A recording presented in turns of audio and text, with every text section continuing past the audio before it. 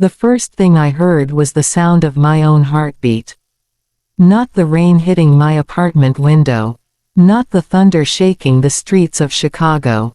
Not even the footsteps of the stranger standing behind me. It was my heartbeat. Fast. Terrified. Begging me to run. But I couldn't move. Because a cold metal object was pressed against my back, and a voice I had never heard before whispered, "Don't turn around, Daniel." That was the moment I realized something terrifying. My life was about to split into two parts. The life I had before that night. And the life I would spend the rest of my years trying to understand. My name is Daniel Walker.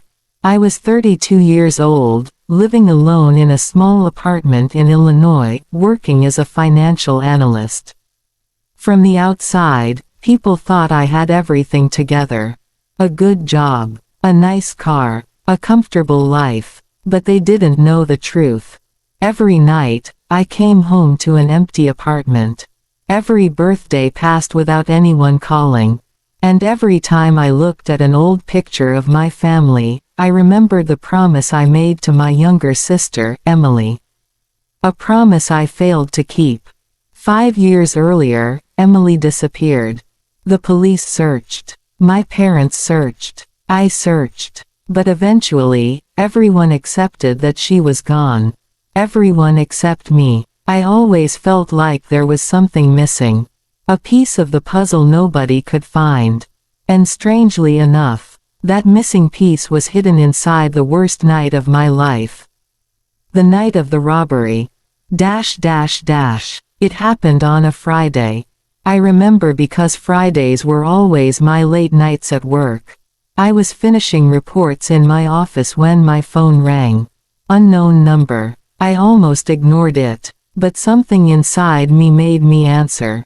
Hello. Nobody spoke. Just silence. Then a woman whispered, "Daniel, don't trust anyone." My blood froze, because I recognized that voice. Emily. The line went dead. I sat there staring at my phone. My hands were shaking. It was impossible. Emily was gone. She had been gone for 5 years. I called back. No answer. I tried again. Nothing. For the first time in years, I felt hope. A dangerous kind of hope. I grabbed my jacket and left the office. I wanted answers. I needed answers. But when I reached my car, the streetlights suddenly went out. The entire block became dark.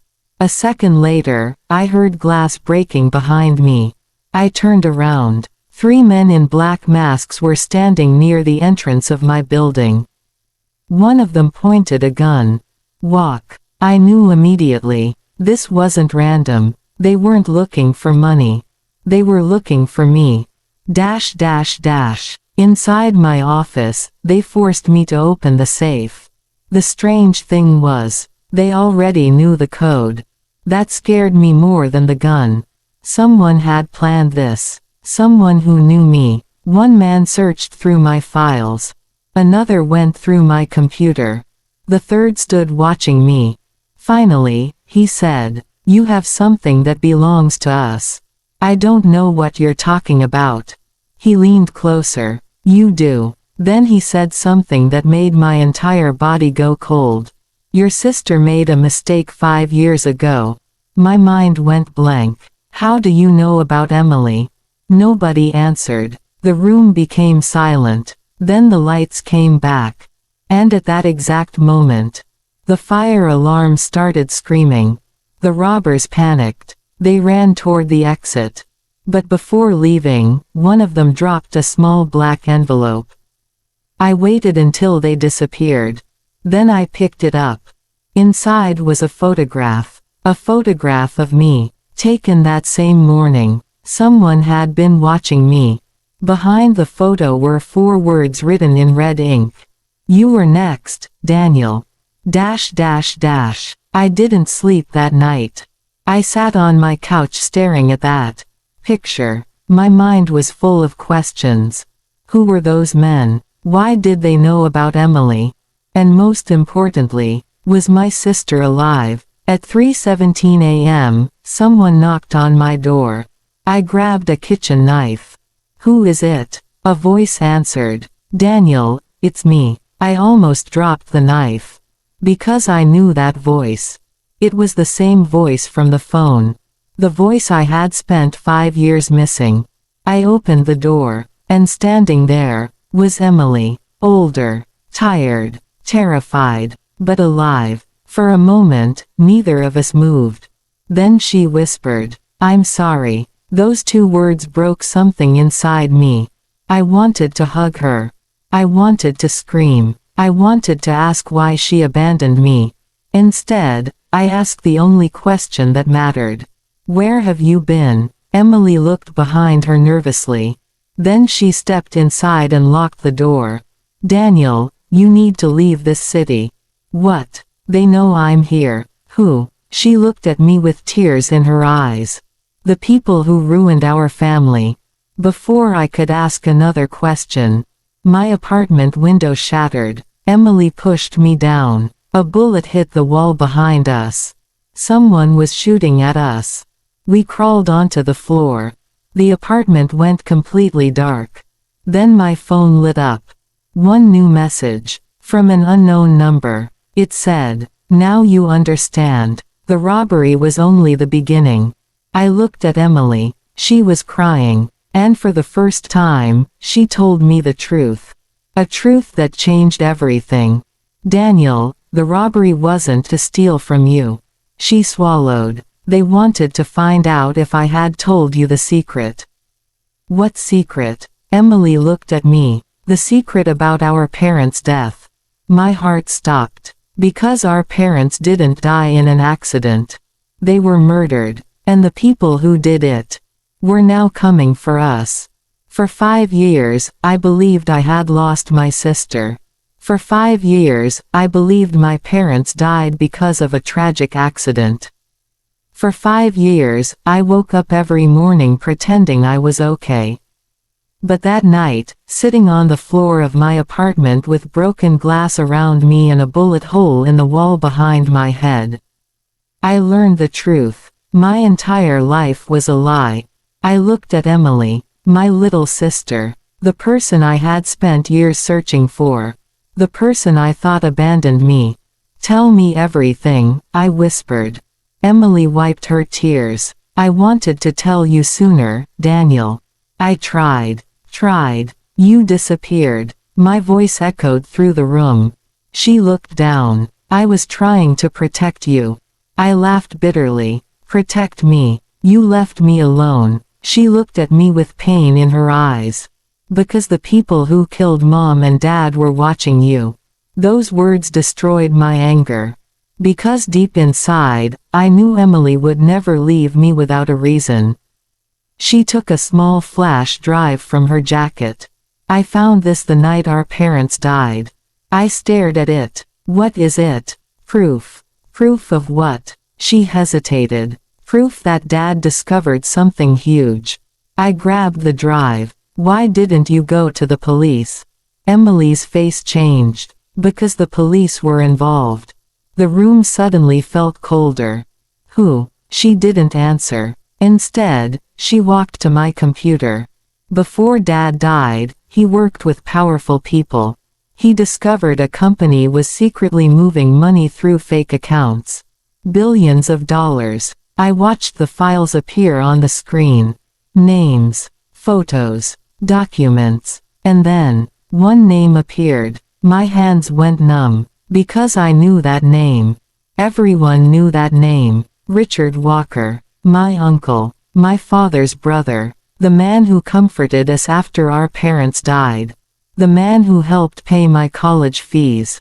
The man I trusted. "No," I whispered. Emily looked at me sadly. "Yes. That's impossible. He wasn't helping us, Daniel." She stepped closer. "He was watching us." I felt like the air disappeared. My whole life had been controlled by someone I loved. The next morning, we went to an old storage building outside the city.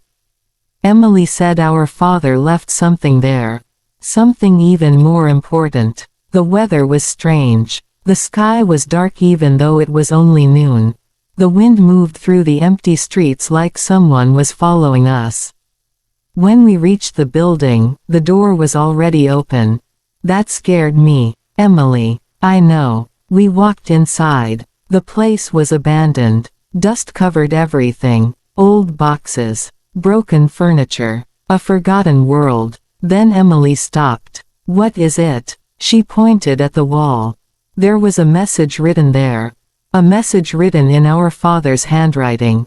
Daniel, if you are reading this, I failed to protect you.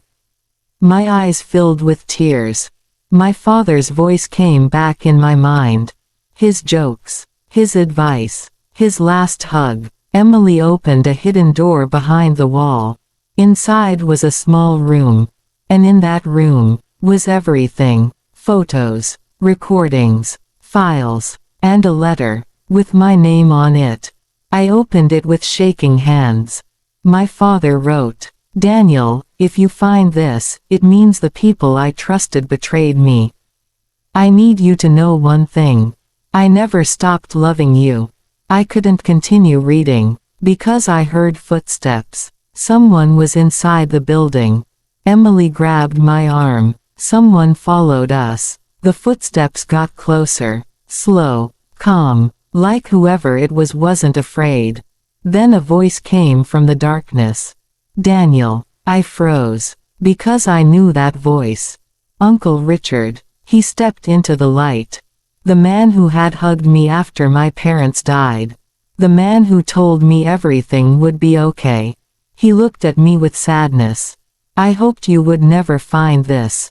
My hands tightened. You killed them. His face changed. I didn't want to. Emily shouted. Don't lie. Richard looked at her. You were just a child.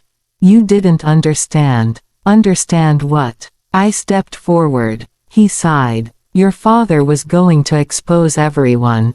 Everyone. He looked at the files. The company. The politicians. The people who controlled everything. I couldn't believe what I was hearing. So you killed him. Richard looked away. I tried to stop him. A long silence followed. Then he said something I never expected. I wasn't the one who pulled the trigger. My heart stopped. What? Richard looked behind me, and that's when I heard another voice. A voice that made my blood run cold. I turned around. The man standing there was the leader of the robbers. The man who had entered my office. The man who started everything. He removed his mask. And I knew him. Detective Harris. The detective who promised to help me. The detective who investigated my sister's disappearance. The detective who told me to trust him. He smiled. The robbery was the only way to get close to you. I couldn't speak. You were the final piece, Daniel.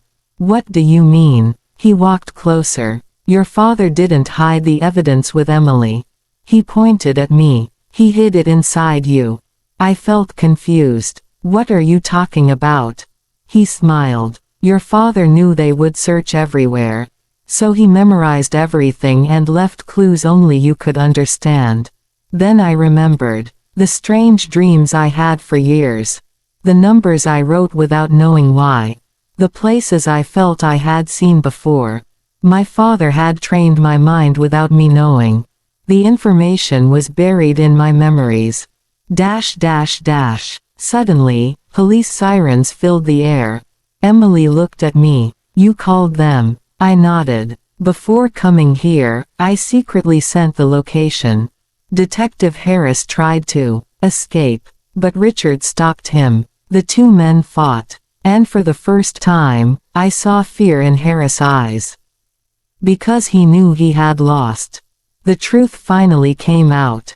The criminals were arrested. The files exposed everything, and after years of searching, my parents finally got justice.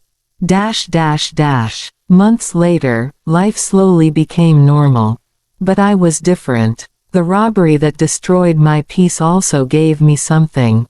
My sister. My family. My truth. One evening, I stood outside my parents' old house with Emily. She looked at me. Do you ever wish that night never happened?